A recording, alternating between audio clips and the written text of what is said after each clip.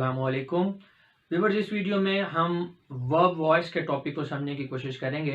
Video में आगे बढ़ने से पहले मेरी आपसे रिक्वेस्ट है कि लेक्चर को सुनने से पहले ये जो नोट्स दिए गए हैं इनको एक दफ़ा से रीड कर लें, ये जो बिल्कुल छोटे छोटे से एंड पे, फिर आप जो है लेक्चर की तरफ बढ़ें। अच्छा व्यूअर्स, बात इस तरह से है कि वर्ब वॉइस के अगर आपको बेसिक कॉन्सेप्ट्स क्लियर नहीं है तो आपको पहले उनको क्लियर करना चाहिए, क्योंकि इस वीडियो में हम एक क्विक रिव्यू जो है वो करेंगे इस पूरे जो है वर्ब वॉइस के टॉपिक का। जितने भी एक्टिव वॉइस और पैसिव वॉइस सेंटेंसेस हैं उनको हम जस्ट एक क्विक रिव्यू लेंगे। तो अगर आपको ये नहीं पता कि हमने किस तरह से एक्टिव वॉइस से पैसिव वॉइस सेंटेंस बनाना है, इसकी बेसिक्स का नहीं पता, तो इसके लिए फिर आप इसकी बेसिक्स वीडियो देखें। डिटेल के अंदर भी वीडियो बनाई गई है, टेंस वाइज भी, और तमाम टेंसेस को एक वीडियो के अंदर भी डिटेल के अंदर डिस्क्राइब किया गया है। तमाम वीडियोस के लिंक नीचे डिस्क्रिप्शन में मौजूद है, आप वहां से जाके इनको देख सकते हैं। अगर आपकी बेसिक्स क्लियर है तो चलें फिर स्टार्ट करते हैं। पहली बात कि पैसिव वॉइस कंस्ट्रक्शन हम क्यों यूज करते हैं। पैसिव वॉइस कंस्ट्रक्शन इसलिए यूज करते हैं कि जब हमारा जो काम करने वाला है सेंटेंस के अंदर, यानी आप कह लें एक्टर या एजेंट, वो अननोन है, ठीक है, या हमने उसे एक्सप्रेस ही नहीं करना, इतनी इंपॉर्टेंस नहीं है, तो फिर हम उसे पैसिव वॉइस को यूज करते हैं। ये बात हमेशा याद रखें, कोई भी एक्शन हुआ है तो उसके अंदर तीन चीजें होती हैं। एक होता है काम करने वाला, ठीक है, एक होता है एक्शन, और एक जो है जिसके ऊपर काम हुआ या जिसने काम को रिसीव किया है। अगर तो आपने काम करने वाले को इंपॉर्टेंस देनी है तो फिर आप उसे सब्जेक्ट की जगह पे रखेंगे। तो ऐसी सूरत हाल में जहां पे काम करने वाला सब्जेक्ट की पोजीशन में है तो वो सेंटेंस आपका एक्टिव वॉइस में है। लेकिन अगर आपने काम करने वाले को इंपॉर्टेंस नहीं देनी, आपने इंपॉर्टेंस देनी है या आपने एक्सप्रेस करना है, ज्यादा प्रोमिनेंस जो है आपने देनी है जिस पे काम हुआ है उस चीज को, तो फिर आपने उसको सब्जेक्ट की जगह पे रखना है। तो फिर ऐसी सूरत हाल में सेंटेंस आपका पैसिव वॉइस में होगा। तो सिंपली ये है कि अगर आपका सब्जेक्ट जो है वहां पे काम करने वाला मौजूद है तो एक्टिव वॉइस में सेंटेंस है। अगर आपके सब्जेक्ट जहां पे है वहां पे सब्जेक्ट की जगह पे जिस पे काम हुआ है उसे आपने रखा हुआ है तो वो आपका पैसिव वॉइस में कंस्ट्रक्शन है। तो सिंपल अगर एक लाइन में कहा जाए कि हम पैसिव वॉइस कंस्ट्रक्शन को क्यों यूज करते हैं, जब हमारा जो है काम करने वाला होता है वो अननोन है या हम उसे एक्सप्रेस नहीं करना चाह रहे या वो अंडरस्टूड है, तो फिर हम पैसिव वॉइस कंस्ट्रक्शन को यूज करते हैं। उसके लिए मैं आपको एग्जांपल देता हूँ। नदीम मैच खेल रहा है, अब नदीम खेलने का काम कर रहा है, एक्टर है, एजेंट है, काम करने वाला मौजूद है, तो Nadeem is playing the match, ये हमारा एक्टिव वॉइस का सेंटेंस है। लेकिन अगर हम ये कहें कि मैच खेला जा रहा है, अब इसमें खेल कौन रहा है ये हमें नहीं पता, काम करने वाले का नहीं पता, तो मैच इज बीइंग प्लेड ये होगा सेंटेंस, और ये आपकी पैसिव वॉइस कंस्ट्रक्शन है। इसमें हमें काम करने वाले का पता नहीं है। तो बस इस चीज को आपने जहन में रखना है। अब हम जरा इसका रिव्यू कर लेते हैं। उसमें हमारे पास जो 12 टेंसेस होते हैं, तो 12 टेंसेस में जो परफेक्ट कॉन्टिन्यूस टेंस है उसका पैसिव वॉइस कंस्ट्रक्शन नहीं होता, 3 टेंस वो निकल गए। इसी तरह आपका जो उसे क्या कहते हैं, फ्यूचर कॉन्टिन्यूस का भी पैसिव कंस्ट्रक्शन नहीं होती, मैंने लिख दिया तो एक टेंस वो निकल गया। तो टोटल 8 टेंसेस हैं जिन्हें हमने एक्टिव से पैसिव वॉइस में कन्वर्ट करना है।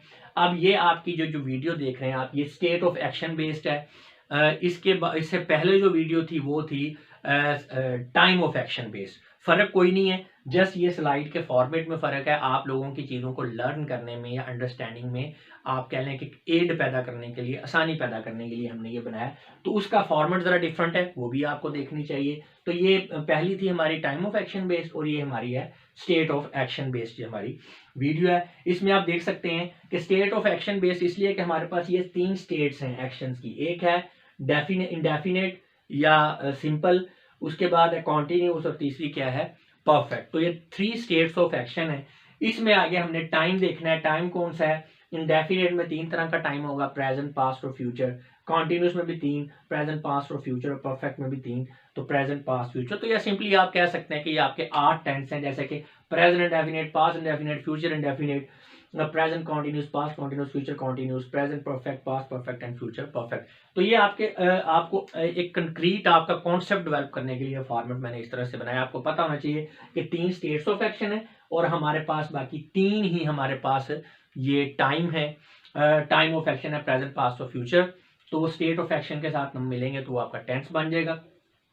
सेंटेंसेस हमारे पास 4 तरह के हैं, अफर्मेटिव या पॉजिटिव, नेगेटिव, इंट्रोगेटिव या इंट्रोगेटिव नेगेटिव। तो 4 तरह से हमारे सेंटेंस हो सकते हैं। इन चारों जो है सेंटेंसेस की टाइप्स के हवाले लिहाज से हमने सेंटेंसेस को यहाँ पे तरतीब दी है। तो चलिए जी आप देखते हैं। ये जो आपके रेड एक बॉक्स है उसके अंदर रेड स्टार है और ग्रीन स्टार वाला सेंटेंस है। जो रेड स्टार वाले जितने भी सेंटेंसेस हैं ये एक्टिव वॉइस में, और जो ग्रीन स्टार वाले जितने हैं ये सारे के सारे आपके पैसिव वॉइस में सेंटेंसेस हैं। अच्छा, अब इसमें हमने ये देखना है कि जब हमने एक्टिव से पैसिव वॉइस में सब्जेक्ट कन्वर्ट करना है तो हमने पैसिव वॉइस का जो ऑब्जेक्ट होगा उसे हम एक्टिव वॉइस का जो ऑब्जेक्ट होगा उसे पैसिव वॉइस के सब्जेक्ट की जगह पे ले आएंगे, और जो आपका एक्टिव वॉइस का सब्जेक्ट होगा उसे पैसिव वॉइस के ऑब्जेक्ट की जगह पे ले आएंगे। ऐसा हमने क्यों किया है? क्योंकि पैसिव वॉइस में हम सब्जेक्ट नहीं बल्कि ऑब्जेक्ट को प्रोमिनेंट करना चाह रहे हैं। पहली इंपॉर्टेंस उसकी है, ठीक है, फर्स्ट प्रायोरिटी उसकी है। सेकंड प्रायोरिटी पे हमारा सब्जेक्ट चला गया, काम करने वाले को हमने सेकंड प्रायोरिटी दी है, इसलिए उसमें हमने ऑब्जेक्ट वाली जगह पे रखा है। अब पहले सेंटेंस में आई राइट अ लेटर में उसमें काम करने वाला इंपॉर्टेंट है, सब्जेक्ट की जगह पे वो है। दूसरे सेंटेंस में काम करने वाला इंपॉर्टेंट नहीं है, जिस पे काम हुआ है वो ज्यादा इंपॉर्टेंट है, उसको ज्यादा प्रोमिनेंस दे रहा है, तो हमने इसलिए उसको सब्जेक्ट पे रखा है, सब्जेक्ट की जगह पे रखा है। तो लिहाजा ये आपका पैसिव वॉइस में हो गया।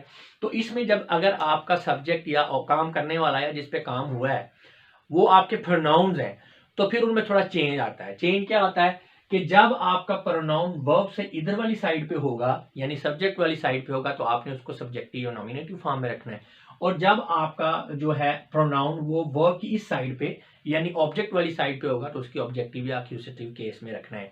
जैसे कि यहाँ पे अब ये नॉमिनेटिव केस में आई, तो जब हम ये वर्ब से इधर है लेकिन जैसे ही हम आई को वर्ब से इस साइड पे लाए तो अब इसकी ऑब्जेक्टिव फॉर्म लिखेंगे, यहाँ पे आई नहीं होगा, ये मी बन जाएगा। तो इसी तरह आई से मी है, वी से अस है, यू का यू ही रहता है, ही से हिम है, शी से हर है, दे से देम है, इट से इट ही रहता है। और अगर कोई नाउन है तो वो उसकी कोई हालत चेंज नहीं होगी क्योंकि नाउन की कोई फॉर्म इस तरह से नहीं होती। तो बस आप अगर किसी प्रोनाउन को इधर से इधर लेकर जा रहे हैं तो फिर आपने उसकी एक्यूजेटिव फॉर्म को नॉमिनेटिव में कन्वर्ट कर देना। यानी फर्ज करें अगर यहाँ पे आपके देम है तो जब इसको इधर लेकर जाएंगे तो आपका दे बन जाएगा। इसी तरह अगर आप किसी प्रोनाउन को यहाँ से इधर शिफ्ट कर रहे हैं तो आपकी नॉमिनेटिव से एक्यूजेटिव में कर लेंगे, जैसे कि हमने यहाँ पे किया आई था तो जब इधर हुआ तो ये मी बन गया। देखें जी, सब्जेक्ट एंड ऑब्जेक्ट ये सेम रहेंगे। अब यही जो प्रिंसिपल जो था वो मैंने आपको बता दिया। उसके बाद इसमें जो मेन फॉर्म आपकी वर्ब की है वो पास्ट पार्टिसिपल यूज होगी तमाम तरह के टेंसेस में। ये भी मसला खत्म हो गया। इसका मतलब यह है कि जो आपका पास्ट पार्टिसिपल के साथ जो आपका फॉर्म बी है, जो आपका ऑक्सिलरी वर्ब है, वो चेंज होगा वर्ब के लिहाज से, उसी को हमने बस याद कर लेना है तो आपके सारे टेंस क्लियर हो जाएंगे। मसलन आपका जो प्रेजेंट टेंस है इंडेफिनेट का, उसमें ऑक्सिलरी वर्ब इज है, पास्ट वाले में वॉज है, फ्यूचर वाले में विल बी है।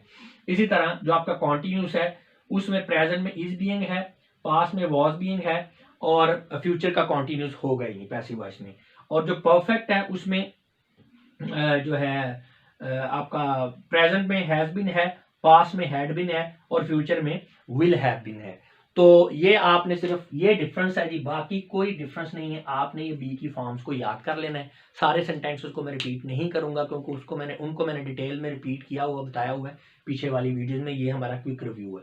तो फिर इसको मैं आपको बता दूं कि अगर हम इंडेफिनेट की बात करें तो प्रेजेंट में इज, पास्ट में वॉज, और फ्यूचर में विल बी। अगर कॉन्टिन्यूस की बात करें तो प्रेजेंट में इज बीइंग, पास्ट में वॉज बीइंग, और अगर परफेक्ट में बात करें तो प्रेजेंट में हैज बीन, पास्ट में हैड बीन, और फ्यूचर में विल हैव बीन। ले जी, ये हमने जो आपका ऑक्सिलरी वर्ब है उनकी फॉर्म्स को याद कर लेना है, आपको ये कभी भूलेगा नहीं, ठीक है जी। और पास्ट पार्टिसिपल, सब में पास्ट पार्टिसिपल जो है वो यूज होना है। ये हो गया जी आपका अफर्मेटिव।